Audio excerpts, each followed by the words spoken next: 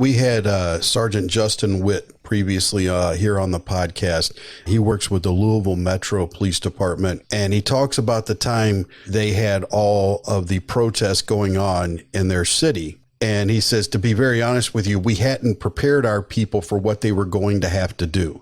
And he said that the best that we could do at that point was, as we're sending them out to the front lines, we would say, be careful. And you mentioned it several times there. You talked about, I trained for this. I was prepared for this. And because of that, I was confident that I could handle this. That's one of the things that I think that is missing in many agencies, is that we can foresee these events that our people are going to have to handle.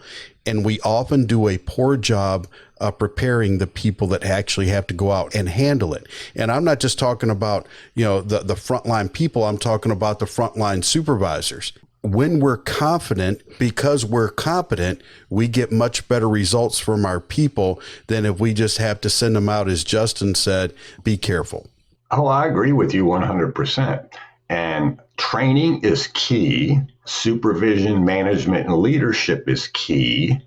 But also, officers have to be immersed in these events from time to time, because they're going to be out of their comfort zone. Now, you can survive and do well in demonstrations if you have good supervision and leadership and you don't know what you're doing as an officer, but there's other experienced officers there. So when we were doing this with the DC police, we had what's called the Civil Disturbance Unit, and they had contingents in every district from patrol officers. Now, all these patrol officers were trained for mass demonstrations, civil disobedience, and barricades. So they could always be called on. But as you made rank, you stayed there. So you were in this unit, CDU, Civil Disturbance Unit, as an officer, sergeant, lieutenant, and captain. So you rose up the ranks, you knew everybody, you worked together, and new people would come in and they would watch you and you would talk to them and train them on the job training while it was happening.